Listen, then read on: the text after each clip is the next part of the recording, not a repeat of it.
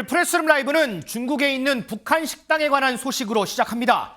최근 베이징 중심가에 있는 북한 식당의 간판에 묘한 변화가 포착이 됐습니다. 간판에서 한글 표기를 삭제했다는데 과연 그 이유가 뭘까요? 지금부터 좀 들여다보겠습니다.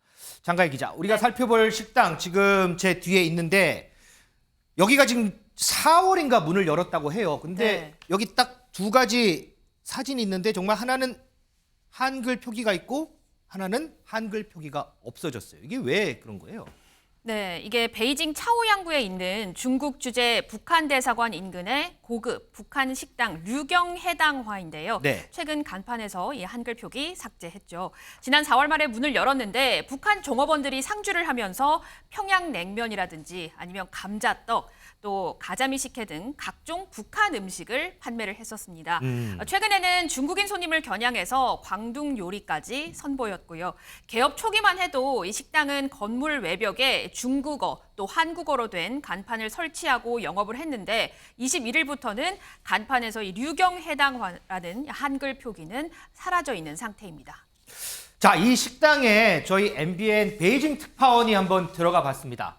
한국인이 들어갔습니다. 어떻게 됐을까요? 영상으로 좀 보겠습니다. 그래요? 요즘에 한국 사람들 모두 어느 저녁에 하시려고 그랬습니다. 아니요, 손님이 서울에서 와서 一大部分是在高三是这个愿望是什么这么多？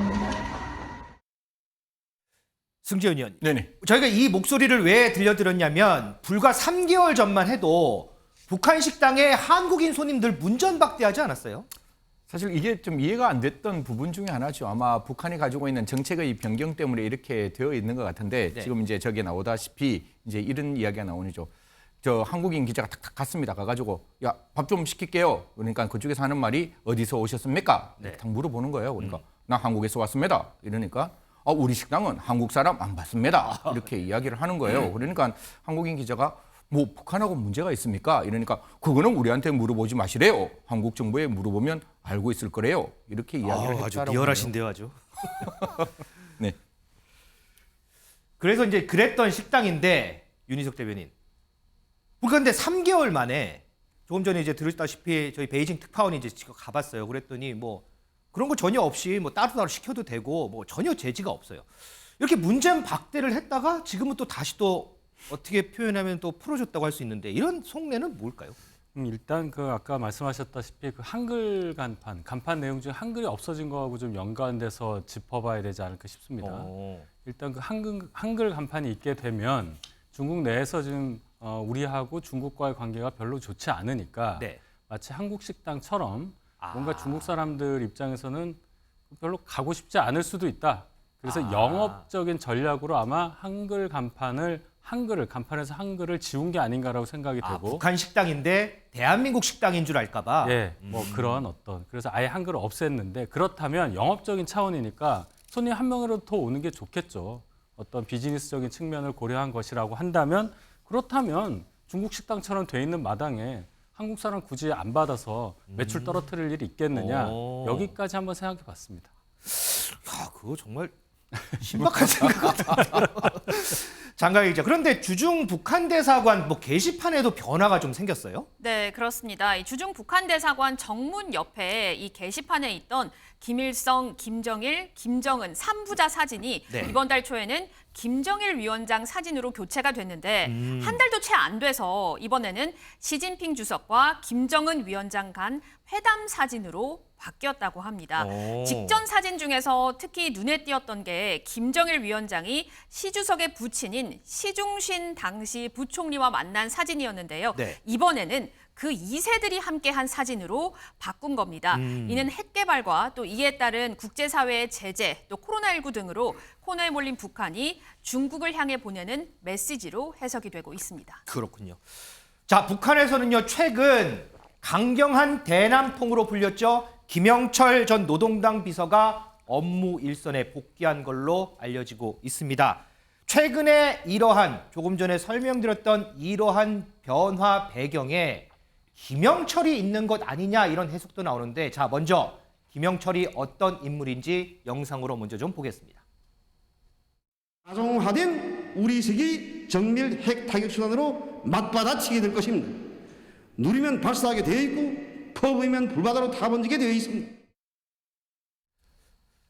오현정 부위원장, 이 김영철 전 비서 뭐 정치적으로 숙청설도 나오기도 했고 그런데 지금 통일 전선부로 이제 복귀를 했어요. 앞서 저희가 이제 살펴봤던 이러한 변화들, 이러한 변화들 중심에 김영철이 있는 것 아니냐 이런 해석이 나오는데 혹시 오현정 부위원장 생각은 어떠세요?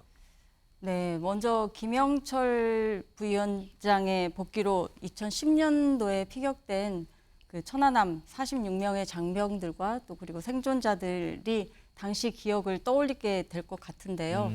또 저도 같은 국민의 입장에서 다시 한번 고인들의 희생에 대한 깊은 위로와 애도의 말씀을 전하면서 네.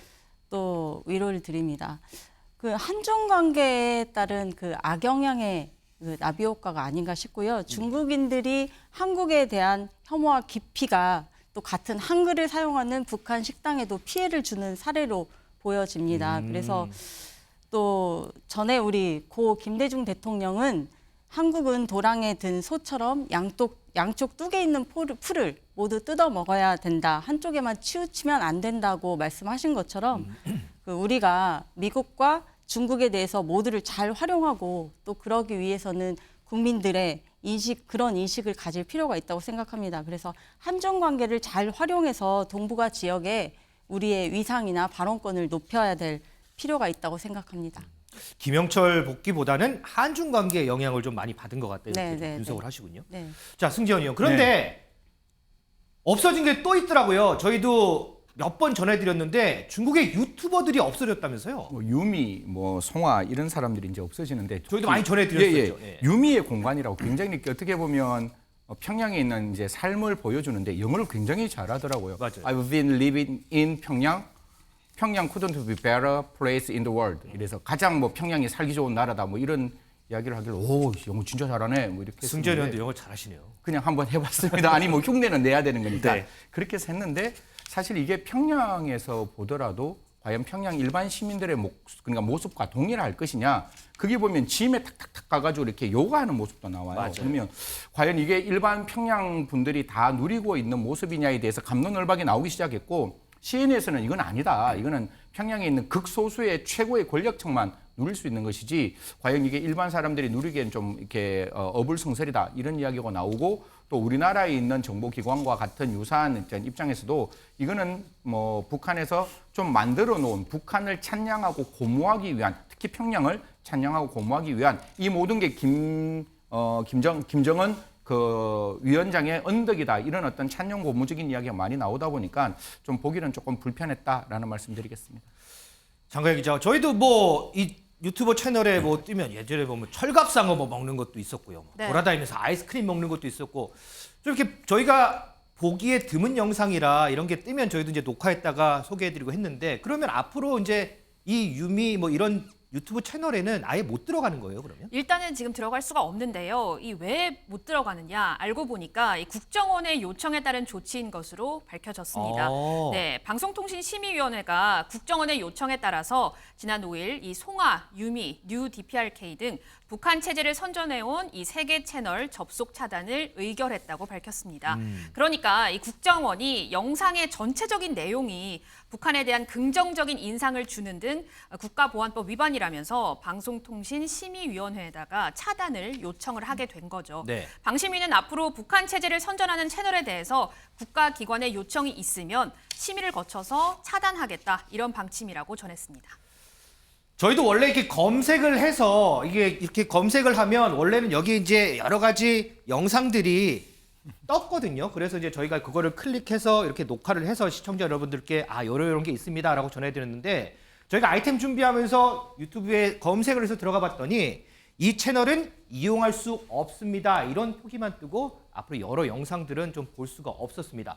윤희석 대변인. 그런데 이게 이제 국정원의 요청이라고 하는데 국정원이 이렇게 접속을 차단을 해달라고 요청한 이유는 뭘까요, 그러면? 기자분께서도 말씀하셨지만 이 내용 자체가 북한을 찬양 고무하는 내용을 담고 있다. 그것은 국가보안법에도 저촉이 되는 사항이고 또 꼭 법이 아니다 할지라도 이런 내용들이 우리 국민들에게 노출되었을 경우에 굳이 좋을 게 하나도 없지 않겠습니까?